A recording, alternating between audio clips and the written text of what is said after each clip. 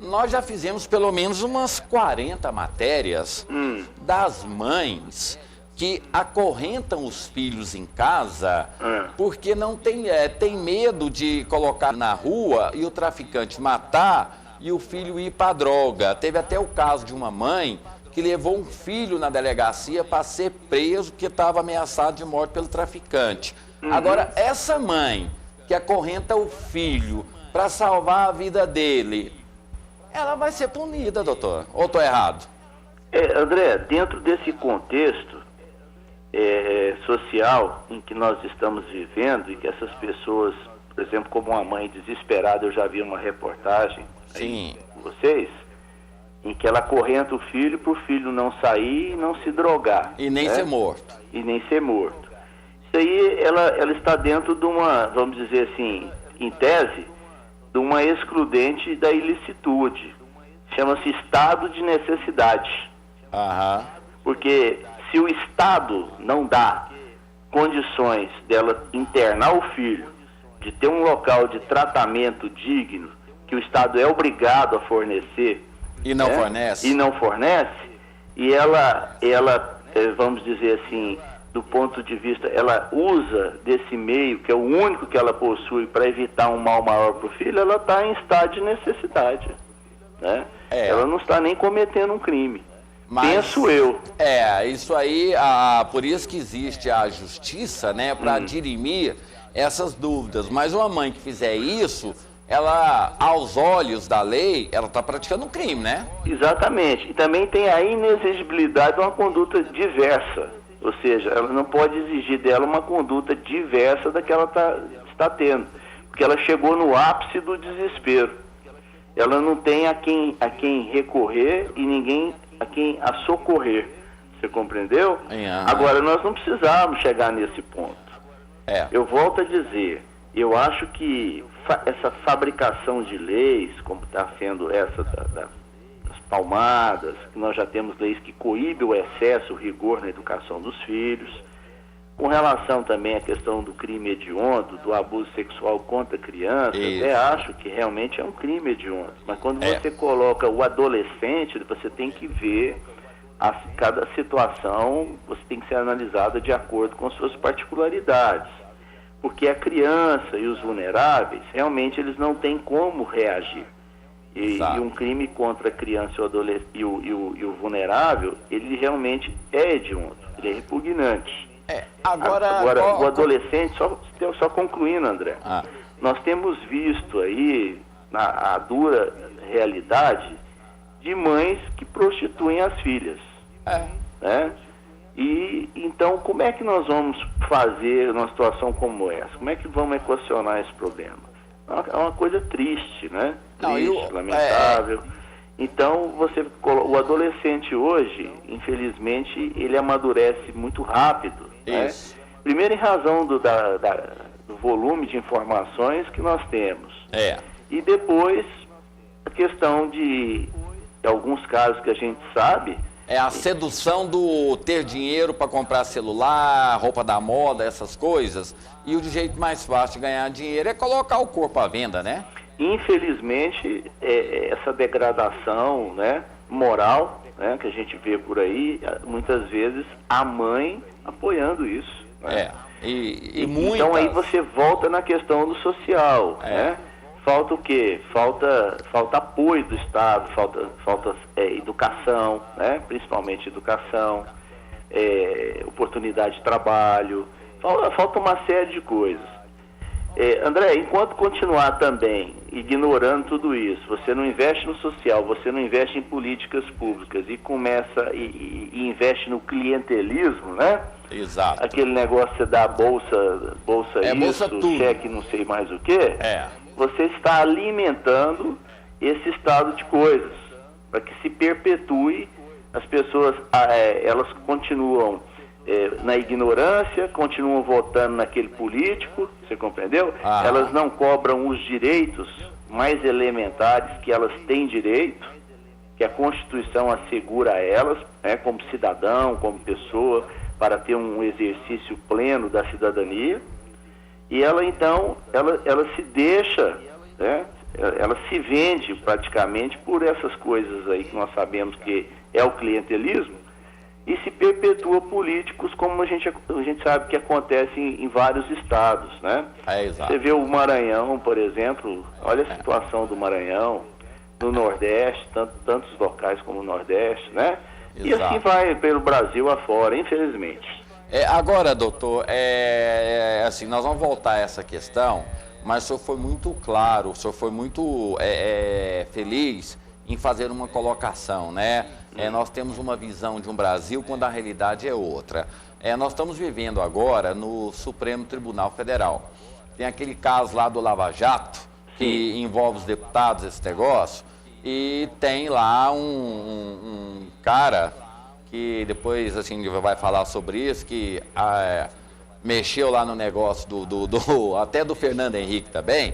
Mas aí, doutor, o ministro do Supremo Tribunal diz que vai colocar o caso dele em votação imediata para saber se ele vai ficar lá onde ele foi preso no Sul ou se ele vai para a questão do Supremo. Aí eu pergunto para o senhor, doutor, eu não entendo muito de lei não, mas pressupõe-se que o habeas corpus, o direito à liberdade, é um caso fundamental na justiça. Nós estamos com quase 8 mil habeas corpus, pedidos de habeas corpus no STF, parados, porque os ministros estão julgando o caso dos grandes. E o direito à liberdade, como é que fica essa questão do habeas corpus, doutor? André, é o seguinte, duas questões importantes. Primeiro, o habeas corpus, ele não é utilizado somente para obter a liberdade do cidadão. Sim. Antigamente ele era. Hoje ele é um remédio, vamos dizer, polivalente. Ele pode ser utilizado em razão de uma série de questões, principalmente o processo está nulo, o juiz, por exemplo, indefere a realização de várias provas, toca o processo para frente, o indivíduo acha que está sofrendo uma ação ilegal do processo, do não deferimento do pedido de provas, então ele faz um habeas corpus. Quer dizer, o habeas corpus hoje, ele é um instrumento, remédio, né? Utilizado para uma série de coisas, não mais só para obter a liberdade. E a questão é a seguinte, André, nós temos 11 ministros no Supremo. Certo? Você viu, eu até escrevi sobre isso. Quando foi fazer o julgamento do mensalão, paralisou o Supremo Tribunal Federal. Um ano. Praticamente um ano. Não só os habeas corpus, mas muitas ações importantes deixaram de ser julgadas, porque concentraram todo o esforço no julgamento do mensalão, né? Porque então, televisão, da mídia e tal, aí um voto que o ministro daria em 5 minutos, ele leva 3h30. Exatamente, mas é necessário, o processo exige isso. Mas então o que essa situação deixou demonstrado para todos nós? Que o Supremo não tem uma estrutura para processar e julgar. Você compreendeu? Porque se ele for processar, mesmo ele mandando ouvir pessoas por precatório, processo contra senador e deputado, essa questão teria que ser repensada. Porque eu acho que o crime praticado por senador, por deputado, quando é o crime comum, ele tem que ser julgado, ele não tem que ser julgado no Supremo. Acho que ele tem que ser julgado pelo juiz comum. O crime político, se houver uma questão política, aí é outra coisa. Porque tem muita pessoa aí desonesta que tem um mandato parlamentar que está se valendo disso e os processos ficam paralisados lá no Supremo Tribunal Federal, no STJ e outros tribunais. Exato. Você compreendeu? Porque o indivíduo tem um foro por prerrogativa de função. O que é o foro por prerrogativa de função? É quando ele é deputado, ele é senador, ele é uma figurona aí, né, parlamentar. Então, o processo dele só pode ser julgado pelo Supremo, pelo STJ. Quer dizer, como o Supremo não tem estrutura para dar vazão a esses processos, para fazer instrução, eles delegam isso para os juízes federais, né? E juízes estaduais também naquele local que não tem vara federal. Isso. Então, o que acontece? O juiz mesmo de primeiro grau, ele faz toda a instrução, só que o Supremo tem que julgar. Então é preciso modificar isso, no meu entendimento. Quando o indivíduo comete o crime comum, ele tem que ser julgado pelo juiz de direito. Exatamente. Sabe? Ele tem que ser julgado porque os julgamentos aconteceriam mais rápido, né? E enquanto concentrar em tribunais, principalmente como o Supremo, outras coisas importantes vão deixar de ser julgadas em prejuízo do cidadão, porque 11 ministros não podem fazer milagres. Exato, Agora, doutor, voltando um pouco a essa questão aqui, está criando a lei das palmadas, vai ser crime hediondo, exploração sexual infantil. Agora eu queria saber o que é infantil, doutor, porque da criança, porque qual que é a idade que passa a não ser mais considerada criança, o senhor sabe? É o seguinte, André, perante a lei, até menor de 12 anos é criança. O senhor acha? Olha, André, costuma ser. Eu já vi várias meninas de 9, 10 anos grávidas. André, infelizmente nós estamos vivendo uma época, aquilo que eu te falei, essa gama de informações, de tantas coisas que a gente vê. Hoje, se você vê numa novela, né? Principalmente aquele tal do Malhação, tarde, né? Malhação, 5 horas da tarde. Exatamente. Isso aí não é bom exemplo para ninguém. Então, eu acho que precocemente essas crianças estão se transformando em adultos, ou pelo menos tendo atos de adulto fora da hora. Mas perante a lei, até os 12 anos é criança. E eu acho que na maioria das vezes realmente é criança. É criança, mas mata, doutor. Faz filho, bate no pai, bate na mãe. É criança? Eu acho o seguinte, André. Cada caso tem que ser analisado com a sua devida qualidade. Em regra, eu acredito que sim. Você compreendeu? Mas nós estamos falando de um todo, né? Estamos falando de um todo, da lei. Sim, a lei, ela procurou fazer o seguinte, André. No que diz respeito à criança e o vulnerável é aquela pessoa que tem um problema mental. Aí é outra história, né? Ele não tem condição de se defender. Em regra, uma criança também não tem. Criança de 7, 8 anos, até, não sei, às vezes até de 12. Depende da criação dessa pessoa. Depende muito de um para outro, você compreendeu? Eu acho que a questão de tornar esse crime contra a criança ser hediondo, ele é naturalmente hediondo.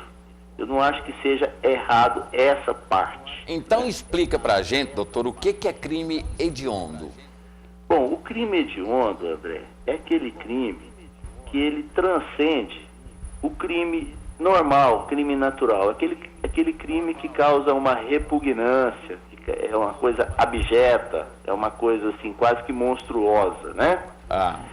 Então esse é o crime hediondo, aquele crime assim que ele é tão, vamos dizer assim, ele causa um impacto social tão grande que você fala, não, é diferente dos outros crimes. Por exemplo, igual aconteceu de um padrasto estuprou uma criança de 1 ano e 8 meses.